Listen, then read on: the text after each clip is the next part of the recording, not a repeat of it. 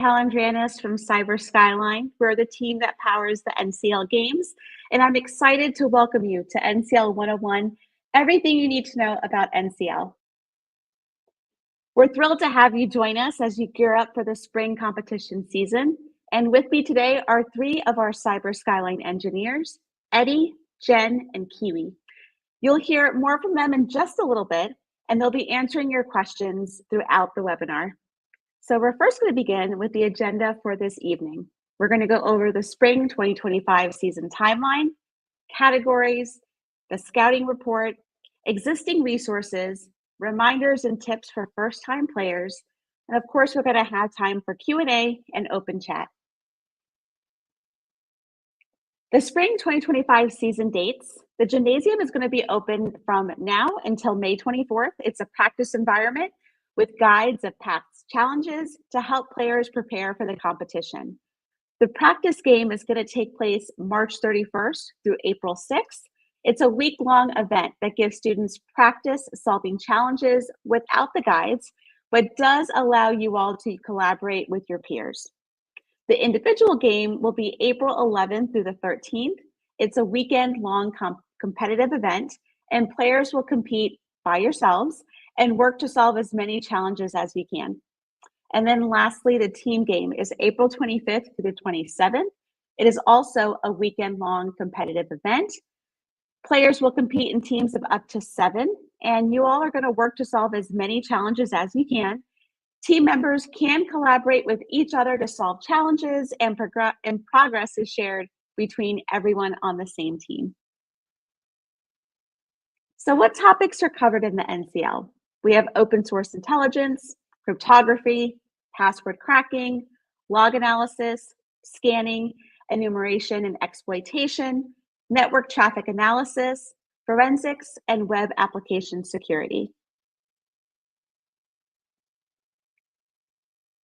The NCL Scouting Report is a document that provides evidence of a player's demonstrated skills. Each challenge listed in the Scouting Report also includes a brief description of the skill that it measures. All players who participate in the individual game will be eligible for a Scouting Report. It's a great way to show employers how you performed in the NCL and to show employers also your experience outside of the classroom. There are so many resources that we have provided to help you get through the NCL experience. And one of them is going to be the gymnasium that I mentioned previously. Once again, it's a practice environment with guides of the past challenges. It's a wonderful way for you to get your feet wet with the NCL competition, as well as to get familiar with how the challenges work. The gym is available on the Cyber Skyline platform, and it's available once you have registered for the season. We also have webinars such as the one you're watching right now. You can join these live webinars on StreamYard, or you can visit our YouTube channel to watch past recordings. The webinars will cover information about NCL itself, as well as deep dives into different cybersecurity topics to help you prepare for the games. Another awesome resource is the Trove. These are written guides and tutorials on different cyber topics. And you can find these resources under the NCL, on the NCL website in the links. It's a wonderful way to get easy resources that will help you throughout your NCL journey. All right, so now I'm going to go ahead and pass the stage to Eddie, who is going to do a brief intro and then share his advice for players. And then we're going to go ahead and popcorn through the other members of the team. So Eddie, whenever you're ready, take it away. Awesome. Thank you so much for that introduction, Emily. Welcome to all the students at home and everyone who's joining us to learn about National Cyber League and CTFs in general. And I want to answer one of the most common questions, like right off. It's like, why should I care about CTFs? What's so important about National Cyber League and doing cyber competitions? And I want to go back to the introduction that Emily did when she mentioned the scouting report. The scouting report is amazing.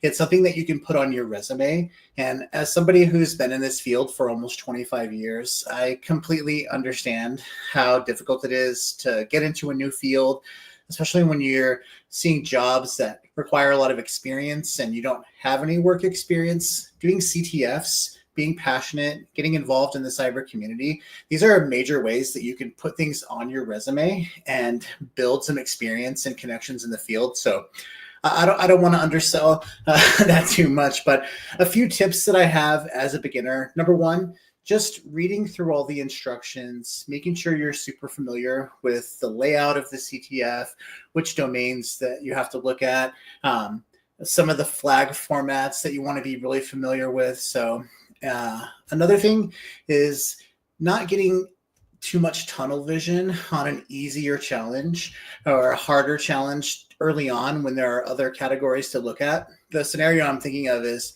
you take a look at a challenge, it's really difficult, it's something that's new for you, and you kind of get stuck and you're kind of tunnel vision when it comes to that challenge.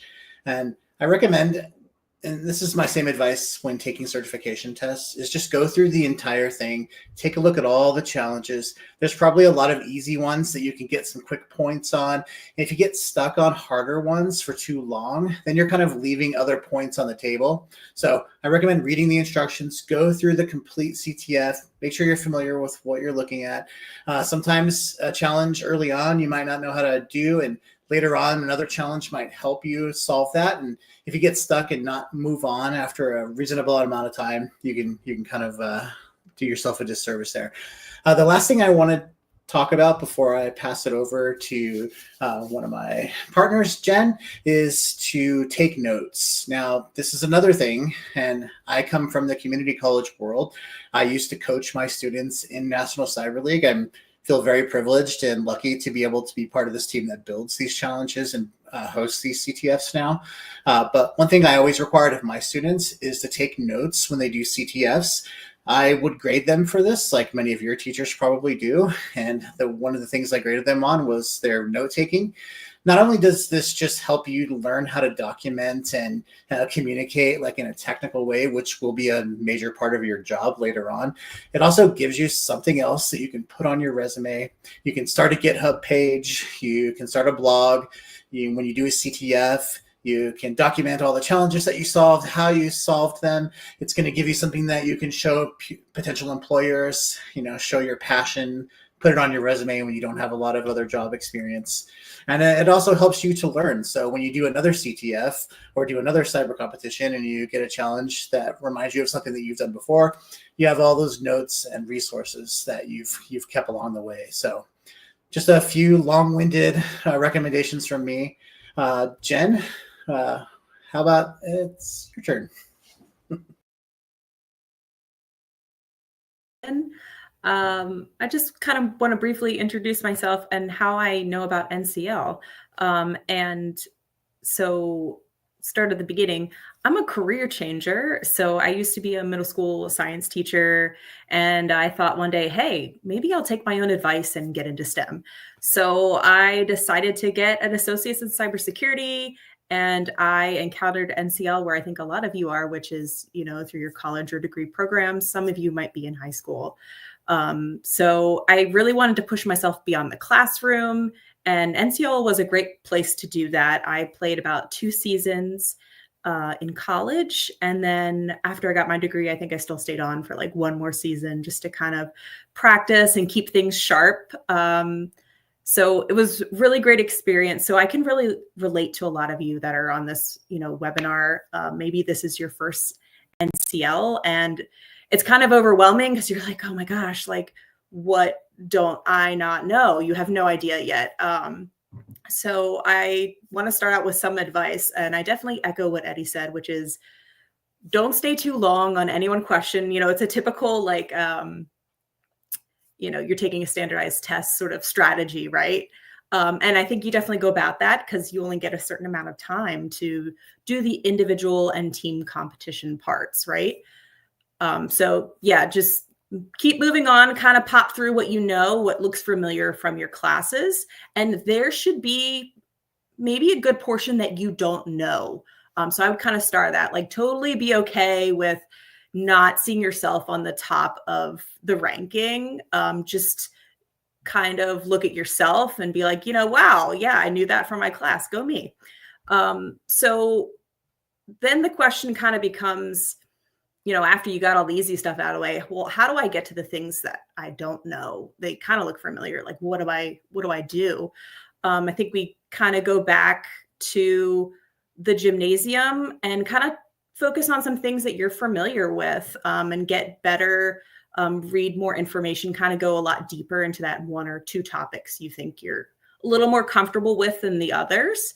And that may be different between how you're coming into NCL. Then when you finally get your feet, get into something new, for me, it was kind of going deep into logs and the networking part at first. And then after maybe the second or third season, I was like, okay, well, I can get the easy password hacking. I can crack some passwords, but I can't do the second or third or the hard yet. So I kind of went deeper into that. And by the third season, I was like, okay, well, I'm on the hard level now. Like, let's go. I can make my own password lists, and what you want to see is yourself progressing through each season, and definitely coming back to push yourself and go further. And that's what's also great about the scouting report, and tracking your progression through time as well. So I know there's a lot of little tips and tricks in there that we can kind of touch on in terms of how to approach that, as well as the teams, which we haven't really got into yet. And we're definitely happy to answer those. But I want to really pass it on to Kiwi, because I know he's got some great experience that he's going to share with all of you. Go for it, Kiwi. Thanks, Jen. So I'm going to start off by telling you guys a little bit about me, which is that I come from the security space. I have worked at places like MITRE and NVIDIA, and we've competed a lot as teams throughout the entirety of my career and throughout the entirety of my school. And there are some things that I've seen that have remained consistent throughout all of it. And it hasn't changed now that I'm here at Cyber Skyline and we're running the NCL. The first thing is the art of Googling. In security, the ability to find information quickly and efficiently is one of the most important things you can have. So one of the first things I do whenever I'm faced with a CTF challenge is I put in effort beyond AI just to do research on the task. One of the most effective strategies that I use is Google Dorking. And if you don't know what that is, go and do some research on that. Once I'm done with my spiel, I'll send a neat little cheat sheet that SANS Institute made on Google Dorking. Don't stop at the first page whenever you're doing this Google research, and look at using specialized AI tools. ChatGPT won't always cut it if you're doing research on attacking specific things. I'm personally a fan of Perplexity and Gemini Flash, and it's really up to you. Also, don't trust LLMs to do all the work for you. You're going to quickly find out they're not as good as people think they are. Effective search pathways as a skill has benefited me more than any other skill I've learned. Because once you know how to do research, once you know how to find information, then you're good. And then the next step is, after you found the information, actually put in the work to learn from it. So look for write-ups. Look for CTF write-ups from different CTFs, or maybe previous NCL write-ups if those exist, that provide insights into different problem-solving approaches. Don't just look at how they got to the answer. Look at the methodology they used at every step. You can really learn new techniques and tools that you might not have considered from doing CTF stuff. And they help you understand the thought process of experienced CTF players. So make it a habit to read write-ups. If you go and compete in other CTFs and then come back to NCL, start doing write-ups for those CTFs and build up your knowledge base. And finally, the last thing I'm going to talk about is leveraging tools. This is more focused on the reverse engineering and binary exploitation side of things, which is where I sit comfortably. Pwn Tools is a really, really great framework. It's an exploit development library, and it lets you interact with remote services. It lets you craft exploits really quickly, and it lets you handle binary data effortlessly. So if you can learn one tool to start out your reverse engineering or binary interaction pathways, start out with Pwn Tools. Once you've used Pwn Tools, go and look into something like Z3 Solver, which is a lot more complicated, but it's a theorem prover, and it takes complex logical challenges, things that you might not be able to reverse engineer by hand or mentally reverse engineer, but you can hand it to a program. It'll break those up into logic formulas, and it'll crack those formulas. It'll find the solution that succeeds. This is really, really useful if you're cracking custom encryption algorithms, if you're solving puzzles with a lot of different variable constraints that are just too complicated to do by hand or even do by code. And it really helps in reverse engineering obfuscated code. So Pwn Tools and Z3 Solver, highly recommend those to start out with, to learn, and make sure to read write-ups and do Googling. And now I'm going to pass it on to Eddie to handle questions. Yes. Let's see here. I have a few questions that have been starred from the chat. So let's start with the first one here. And this is kind of a general admin question. Do you have to compete in the individual game to participate in the team game? That's a good question, right? Jen, do you or Kiwi want to handle this one? I mean, the short answer is yes, right? I think you definitely should. It helps, I believe, also with your ranking, because you can be ranked individually and you can be ranked as a team member, right? And obviously playing individually is going to show better up on your scouting report than playing as a team. So yeah, you should definitely play individual game before going into your team game. Yeah, I totally agree. And I enjoy both portions. It looks like, though, technically you don't have to, but it definitely is super helpful. I'm a big fan of like the team format, especially when it comes to domains that I'm not really good at. So I like having teammates that complement my skills. But yeah, there's nothing like doing the individual portion and really like working hard for those 3 days. It's definitely an interesting experience. All right, let's take a look at the next question here. I guess this is kind of just a general comment, and I guess we can each give our perspectives here. So DeConti is having trouble with password cracking. This is one of those domains where people are usually like specialists in this, and they have cracking rigs, and they're like all about it. Or it's very frustrating, especially when you're not sure what word list to use, you're not sure what mask to use, right? Kiwi, Jen, do you have any advice?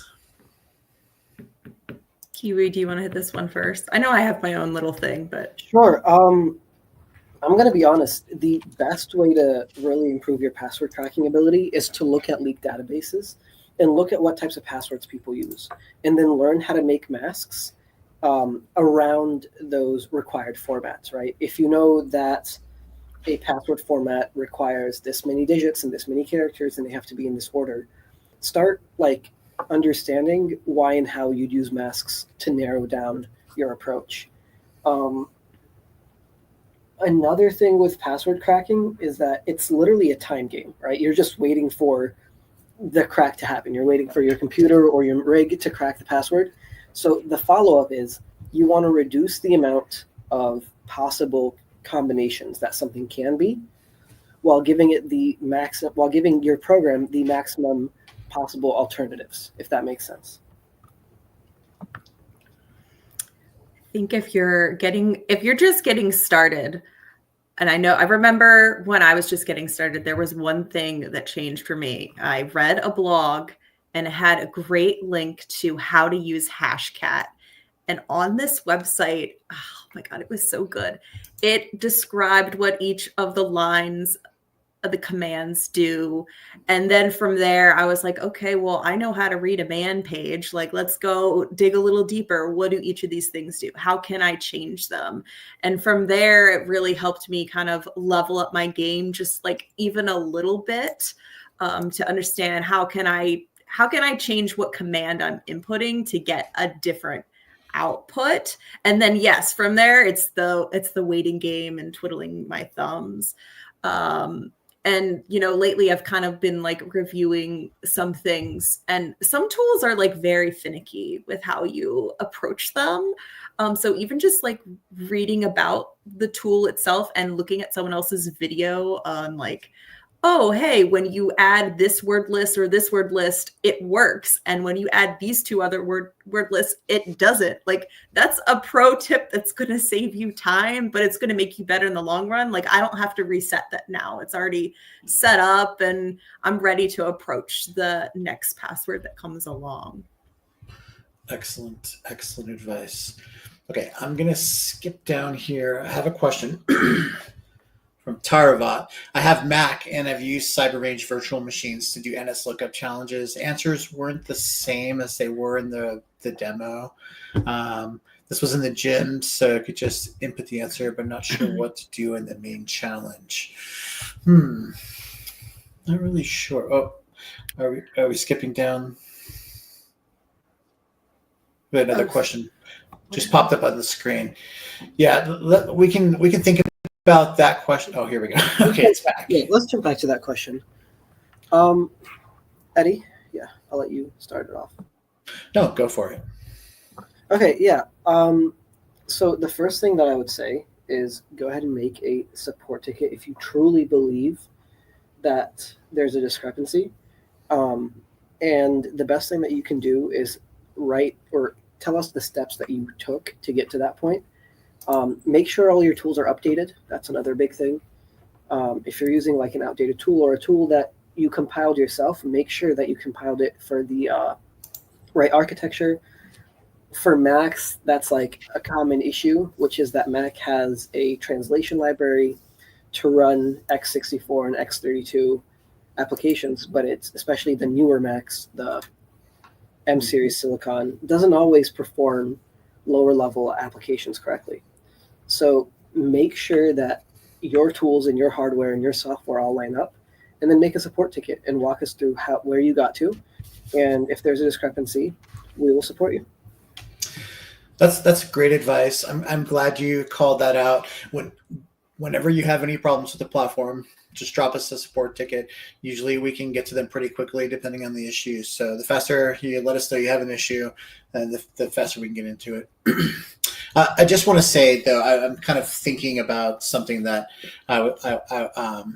so a lot of you are probably brand new, and that's why you're here, to get our advice. So sometimes when we're answering these questions, it can sound really technical, and it can sound really like beyond where you're at. And I remember when I first started transitioning to cybersecurity and I did my first CTF, it was so frustrating, and it was just so new, and there were just so many things to learn. And I just want you to know that it's okay to be new at something and to not do as well as you want to. And that's how you get better, and that's how we grow. And really, like, if you keep doing it and you don't give up, eventually you'll start becoming more and more familiar with seeing the different challenges. And hey, some like classic cryptography or really like obscure things, some of those you only learn to recognize through experience. And there's just no other way to get that other than kind of like suffering through your first time. So I just want to give everyone who's brand new, that maybe you're apprehensive. I know there's a lot of questions about what I'll just go ahead and segue right into the next question based on that, because I'm sure a lot of you have the same question. What do you need installed on your device to do a CTF? Do you need like a special computer for this? No, I think that I think most of us, if we're running something like VMware or VirtualBox, can get a Kali VM running. It's going to come with most of what you need right out of the box. Most of the challenges that we build assumed you're running a stock Kali instance, right?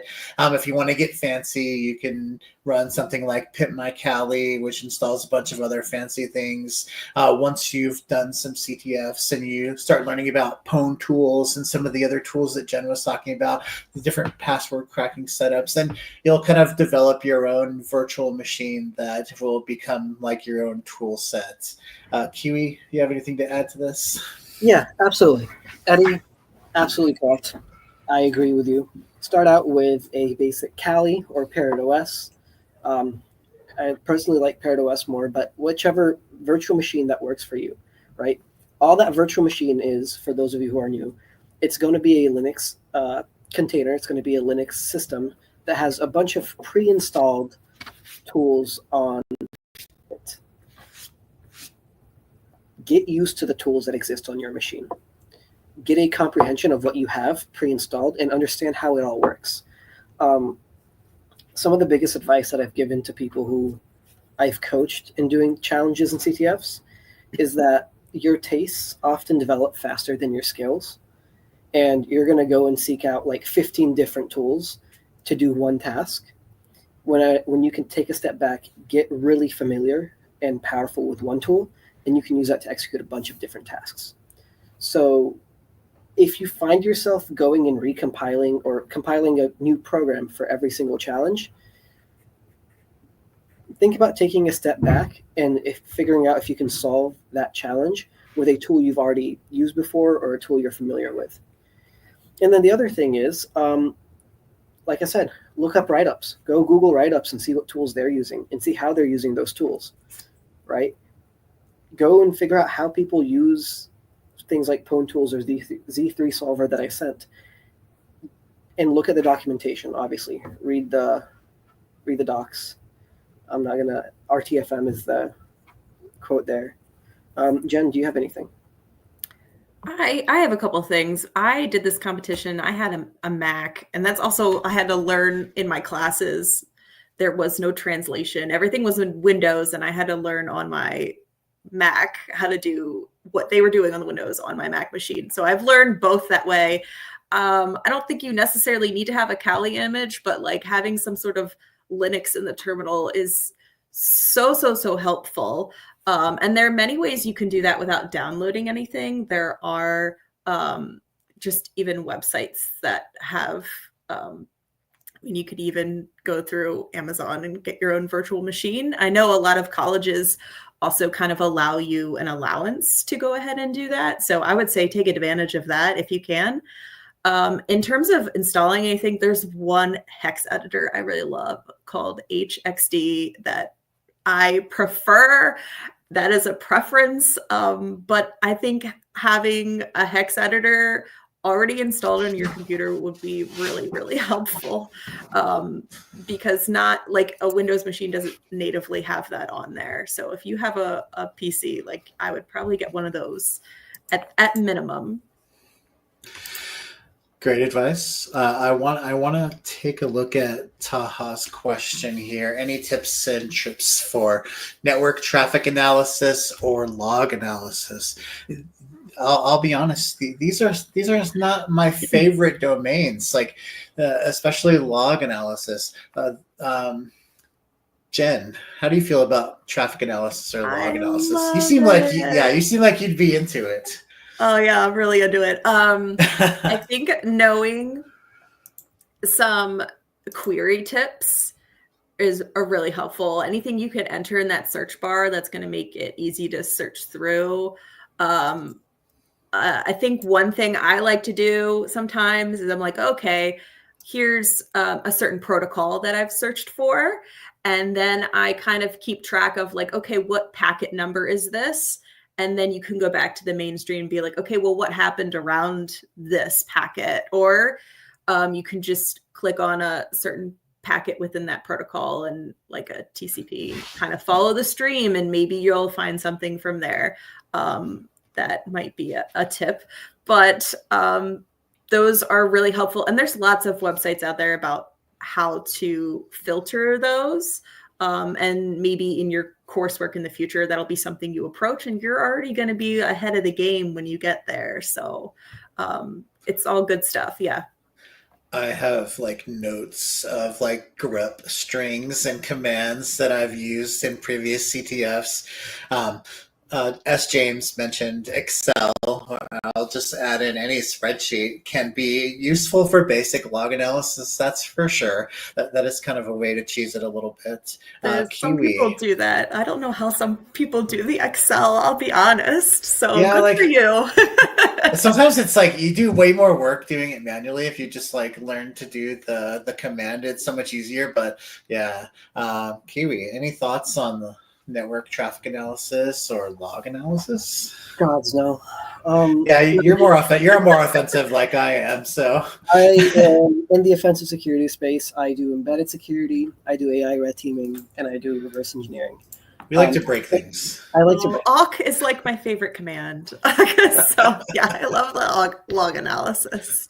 If you don't know what that is, you can Google that, AWK. Just understanding the man page and how to print out whatever columns you want is so good. Yeah, love it. I think there's a question in the chat about this, and I think it might be fun for us to let's think of some good learning resources for different domains that you'll encounter in National Cyber League or other CTFs.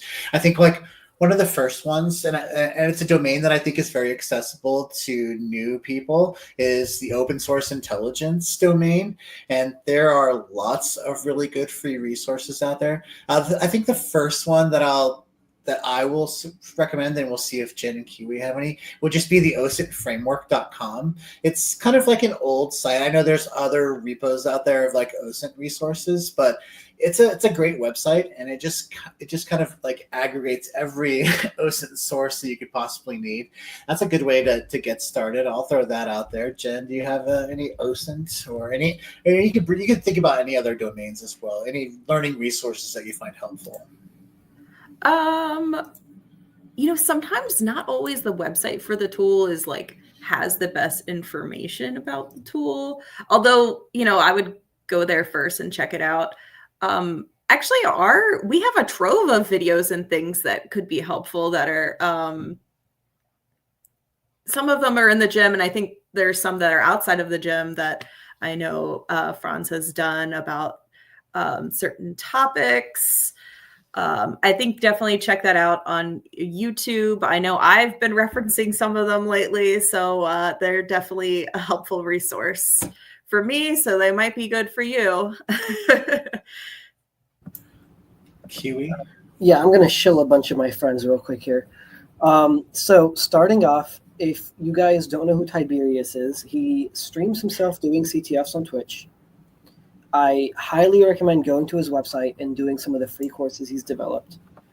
You also have Pwn.College's YouTube channel, and I'm sending all of those in the chat. Pwn.College is run by a good friend of mine, Zardis, and Zardis is a professor at Arizona State University. And he makes videos on the Pwn.College YouTube page for his college students. So definitely helpful there, and you can really get into the roots. I think Pwn.College has the best getting into the root stuff. To get started with things, I think Live Overflow is one of the best resources that I ever used. Live Overflow, also another good friend. They, at this point, it's an entire group. They make a bunch of videos on getting started and learning how to do CTFs. I sent a YouTube video, I think, earlier on getting started with CTFs. It's 6 minutes, and it's worth watching. Their Live Overflow's game hacking series. I forgot what's the name of the. It's called Pony. What's the name of the game that they? It's they Pony Express. Yeah. Yeah, it's a really cool series to show how game hacking works, and it's a game that's built for you to hack, and there are flags in it that you can unlock. It's a really cool series. A question here earlier: what time does the weekend individual and team challenges open? Yeah, that's a really good question. So individual and team games start at 1 p.m. Eastern on the Friday that they're scheduled, and they end on Sunday at 9 p.m. Eastern. So that's tough. You have to plan that out if you're really competitive and you want to place highly in the rankings, especially as an individual. You will need to dedicate time. And I remember when I was coaching my students, and the ones that really wanted to do well, they wanted to place in the top 500. They wanted to get the challenge coin and get that high ranking for the scouting report. I would tell them they should probably plan on just doing that for that time. I know that's really tough when people have jobs and families and lots of responsibilities. So yeah, it's definitely easier if you're a full-time college student, but yep, that's how long it runs for.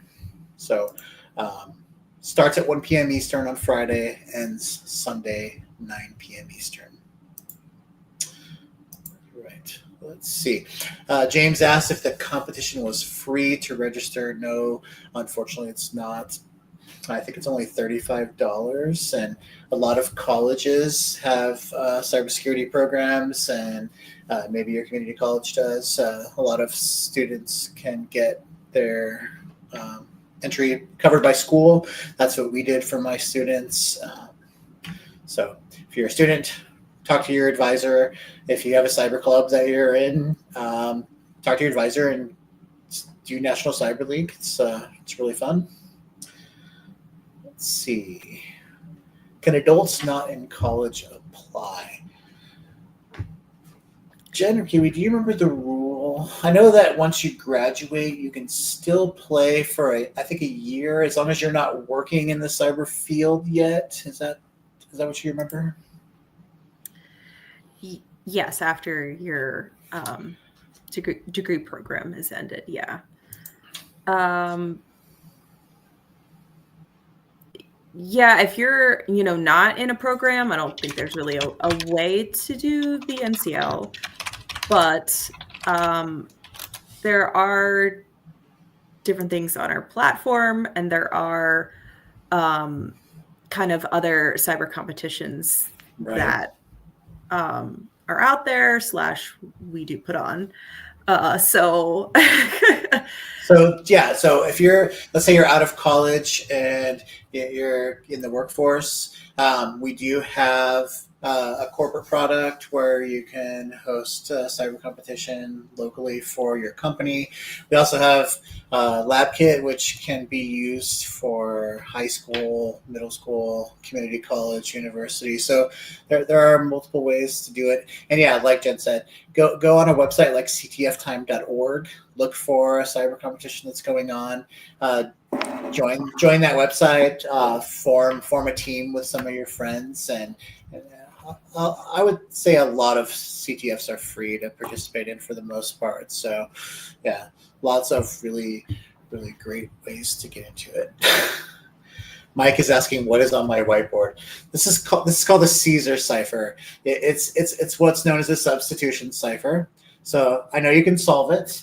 Just think that the algorithm that's encrypting my clear text is +1. So the original clear text is a letter. If you shift it by 1, that's my algorithm. So go ahead and try to solve that. Actually, some people already solved it in the chat earlier, but look up Caesar ciphers. If you type that in, go on a tool like CyberChef, which is a really great resource that we should recommend.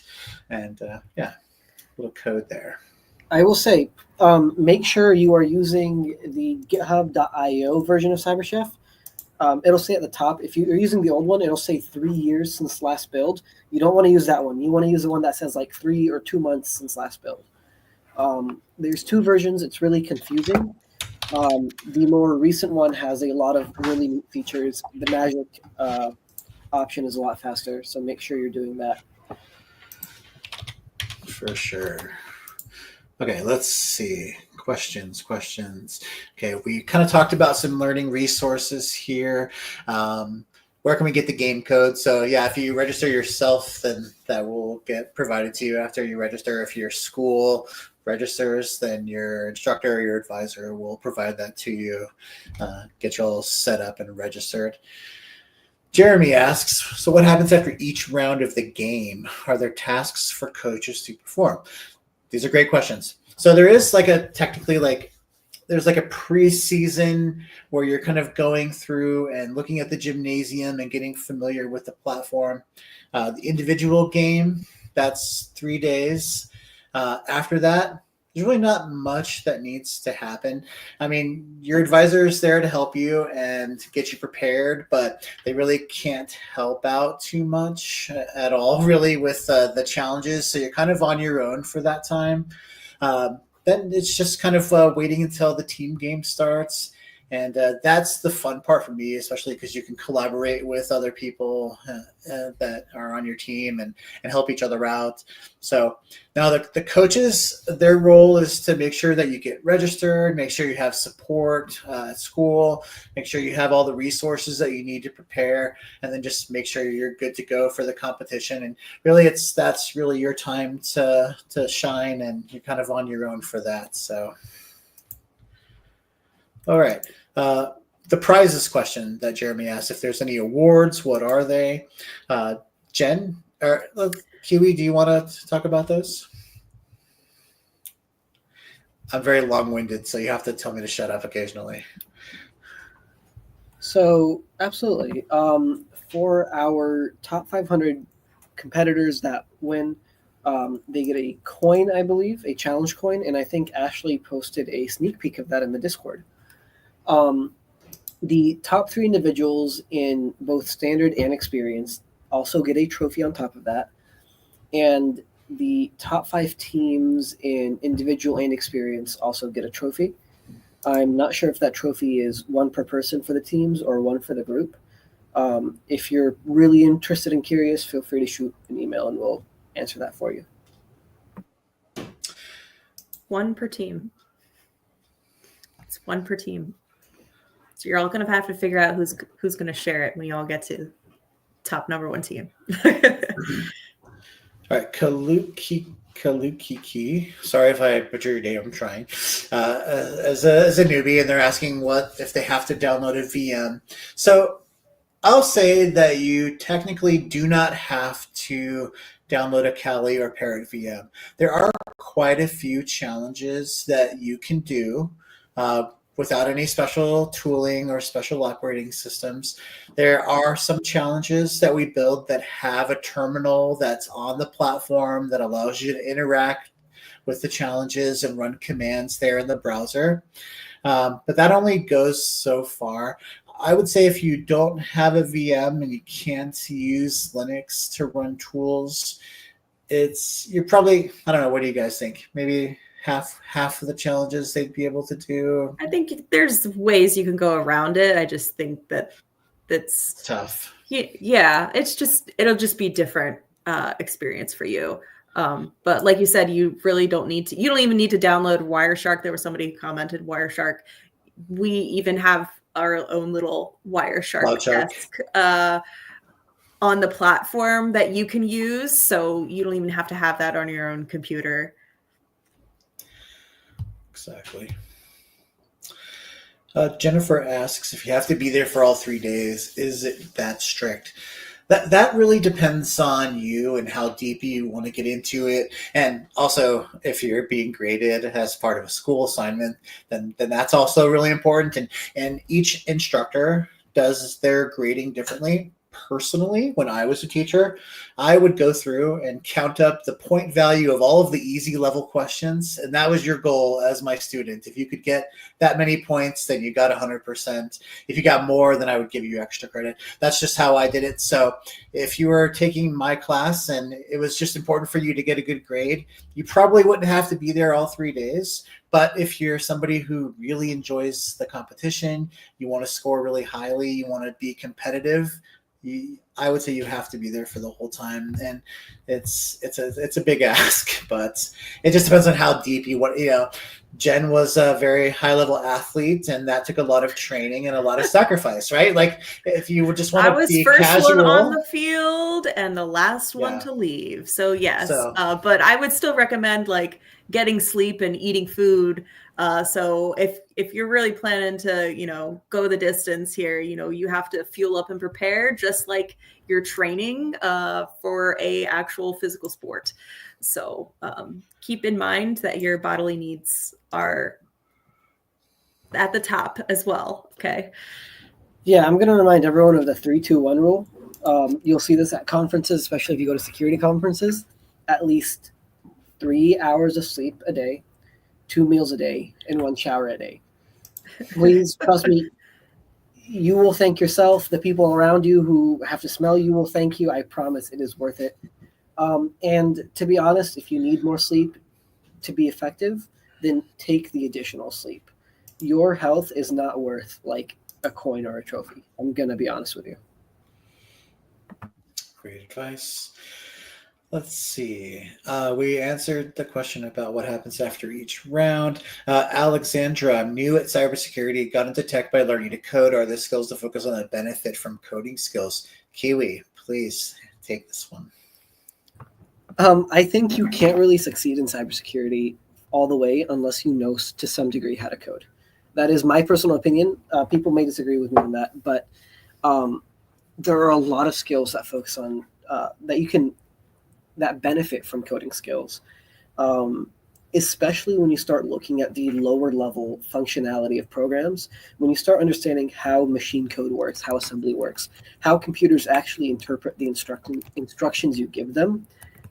That's the point in time that I would say that someone can really look at any challenge and have an idea on how to solve it. Because cybersecurity foundationally is about breaking the way that machines and computers understand binary, right? That is the fundamental part of it. And you can extrapolate that binary to assembly or C or Python or whatever like individual layers you want to add on top of that. But understanding fundamentally how the stack works, how the heap works, et cetera, those are really important skills that will benefit you whether you're going into software or security or both.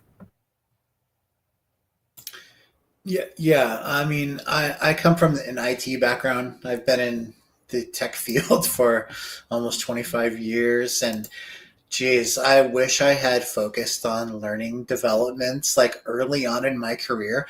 And look, I understand like the perspective that a lot of people have. There are plenty of jobs in cybersecurity that do not require you to code, so you do not have to learn to code. But like Kiwi said, it's like a major superpower to have. Yeah. No, not R. I would say Python if we start. Yeah. Maybe Golang. I don't know. What else do you think besides Python? Start with Python.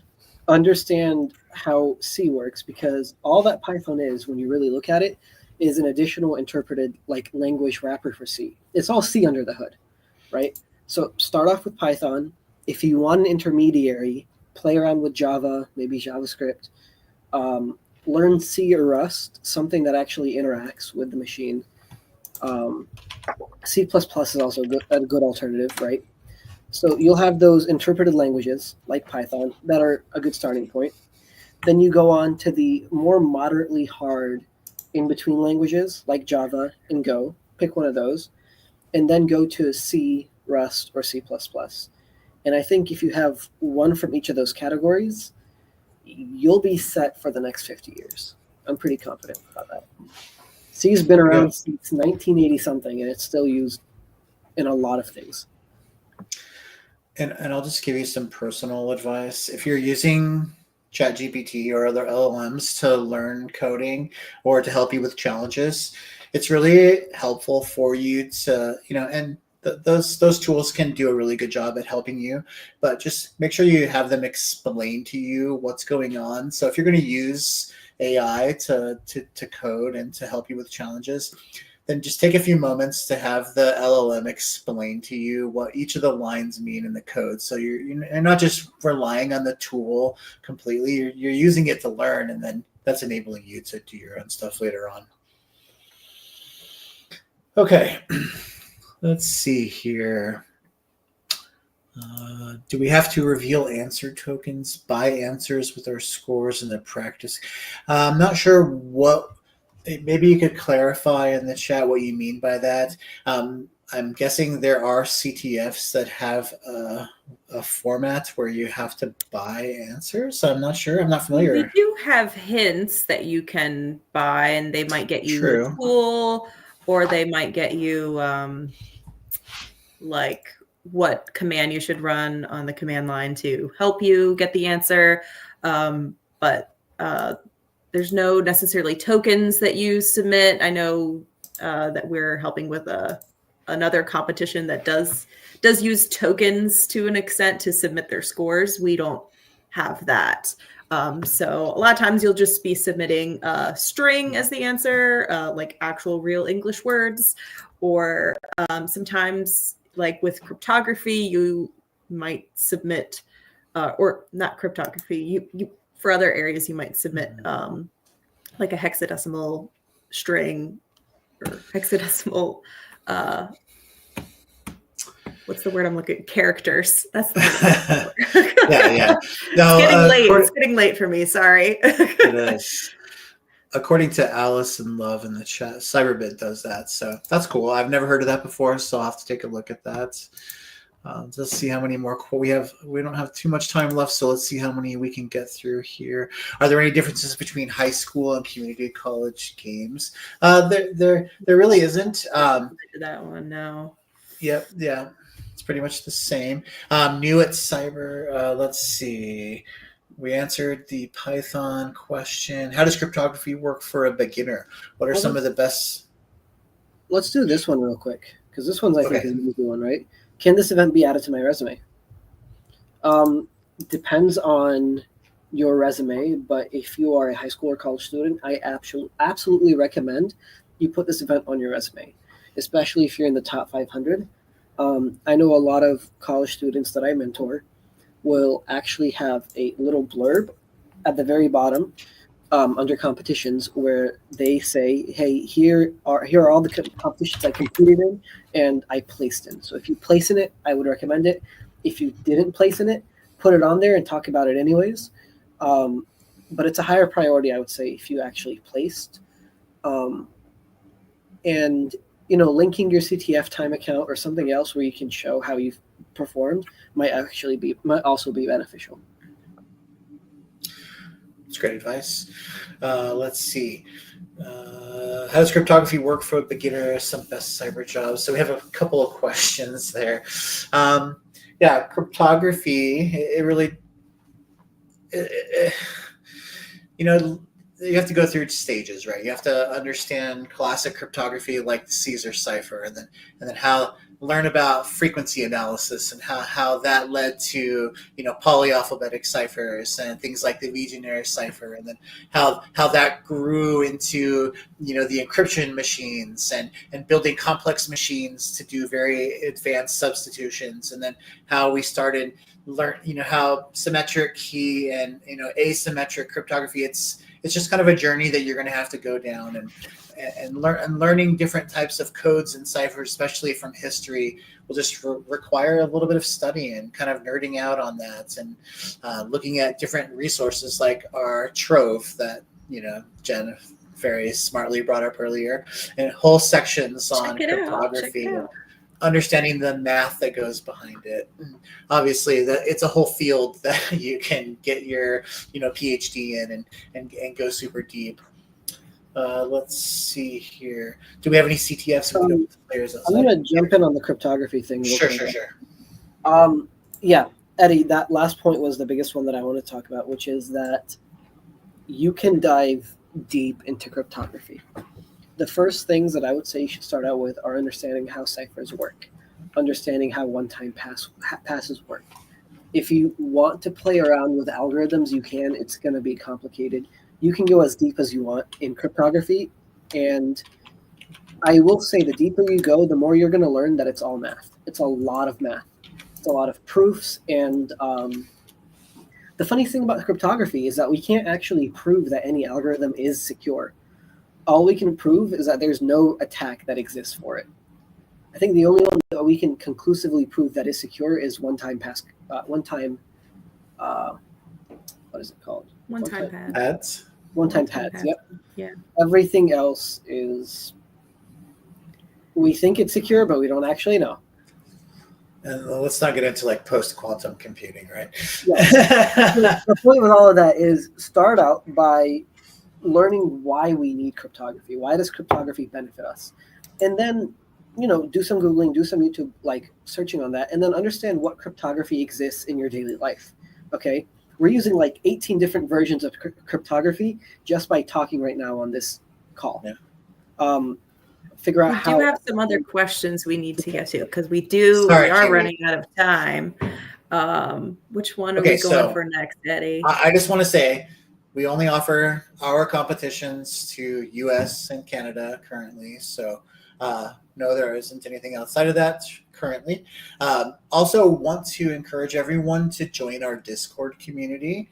It's a very awesome place to meet other people that are getting into cybersecurity just like you, places to talk about CTFs and to talk about cybersecurity, network with other people, especially other students. And these are going to be friends that you'll make and, take with you throughout your career. So join our Discord. I'm pretty sure the link is in the chat. Yes, Ashley has posted that.